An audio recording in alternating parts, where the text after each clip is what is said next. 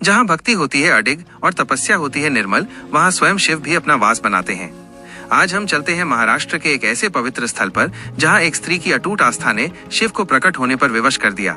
यह है घृष्णेश्वर ज्योतिर्लिंग की कथा, सबसे अंतिम पर सबसे विशेष। भारत के हृदय महाराष्ट्र की पावन भूमि पर एलोरा की गुफाओं के निकट एक ऐसा दिव्य स्थल है जिसे 12वें और अंतिम ज्योतिर्लिंग के रूप में पूजा जाता है। इस स्थान का नाम एक साधारण स्त्री की असाधारण भक्ति पर पड़ा, भक्त घृष्णा। ये कथा हमें सिखाती है कि सच्ची आस्था में इतनी शक्ति होती है कि वो मृत्यु को भी जीवन में बदल सकती है और स्वयं महादेव को भी पृथ्वी पर उतरने के लिए विवश कर सकती है। बहुत समय पहले की बात है। सेवांत ग्राम नामक एक गांव में सुधर्मा और घृष्णा नाम के 2 पति पत्नी रहते थे। सुधर्मा एक धर्मात्मा और सज्जन पुरुष थे और घृष्णा भी उनके समान ही धर्मपरायण और शांत स्वभाव की थी। उनकी एक ही वेदना थी, उन्हें कोई संतान नहीं थी। संतान सुख से वंचित होने के कारण दोनों बहुत दुखी रहते थे, पर घृष्णा ने इस दुख को अपनी भक्ति का माध्यम बना लिया। उन्होंने अपनी सारी वेदना और आशा भगवान शिव के चरणों में समर्पित कर दी। घृष्णा ने महादेव की विशेष तपस्या आरंभ की। वो रोज सवेरे उठकर पास की एक झील में स्नान करती और झील की गीली मिट्टी से 101 छोटे छोटे पार्थिव शिवलिंग बनाती। पूरे दिन वो उन शिवलिंगों की श्रद्धा पूर्वक पूजा करती, उन्हें जल चढ़ाती और ऐ नमः शिवाय का जाप करती रहती। पूजा के उपरांत वो उन शिवलिंगों को वापस उसी झील में विसर्जित कर देती थी, मानो वो महादेव को वापस उनके जल रूप में लौटा रही हों। उनकी इस निर्मल और अटूट भक्ति को देखकर आसपास के लोग भी चकित हो जाते थे। घृष्णा की ये तपस्या 1-2 दिन की नहीं बल्कि कई वर्षों की थी।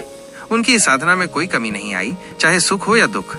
उनकी भक्ति और तपस्या से प्रसन्न होकर अंततः महादेव ने उन्हें पुत्र प्राप्ति का वरदान दिया। जल्द ही घृष्णा ने एक सुंदर और तेजस्वी पुत्र को जन्म दिया। उनके घर में खुशियां लौट आईं। सुधर्मा और घृष्णा का जीवन अब अपने पुत्र की किलकारियों से भर गया था। गांव के लोग भी इस चमत्कार से बहुत प्रसन्न थे। घृष्णा अपने पुत्र से बहुत प्रेम करती थी, पर उन्होंने अपनी शिव भक्ति नहीं छोड़ी। वो आज भी रोज अपनी पुरानी दिनचर्या का पालन करती थी। 101 पार्थिव शिवलिंग बनाना, उनकी पूजा करना और फिर उन्हें विसर्जित कर देना। सुधर्मा का एक भाई था जो स्वभाव से बहुत ईर्ष्यालु था। वो घृष्णा की बढ़ती लोकप्रियता और पुत्र सुख से जलने लगा था। वो ये नहीं सह सका कि एक ऐसी स्त्री जिसे पहले सब संतानहीन कहकर दुखी करते थे, आज इतने सुख में थी। उसकी ईर्ष्या ने उसे एक भयानक पाप करने के लिए प्रेरित किया। एक दिन उसने चुपके से घृष्णा के प्यारे पुत्र को उठा लिया और उसे उसी झील में डुबोकर मार डाला जहाँ घृष्णा रोज शिवलिंग विसर्जित करती थी। दुष्ट देवर ने फिर पूरे गांव में ये बात फैला दी कि घृष्णा की पूजा व्यर्थ है। उसने कहा, देखो, जिस शिव की पूजा में वो अपने दिन रात बिताती थी, उसी शिव ने उसकी संतान को छीन लिया। जब घृष्णा को यह दुखद समाचार मिला तो गांव के सभी लोग रोने लगे और उन पर दया करने लगे। लेकिन घृष्णा ने अपना धैर्य नहीं खोया। वो रोई नहीं, विलाप नहीं किया। उसने अपनी आंखें बंद की और शांत स्वर में कहा, यदि मेरा शिव सत्य है तो वो मेरे पुत्र को पुनः जीवित करेंगे, पर इससे पहले मैं अपनी आज की पूजा पूर्ण करूंगी। घृष्णा का यह अटूट विश्वास देखकर गांव वाले भी हैरान रह गए। वो रोज की तरह 101 शिवलिंग बनाकर अपनी साधना में लीन हो गई। जब उन्होंने अंतिम शिवलिंग को झील में अर्घ्य दिया, तभी एक चमत्कार हुआ।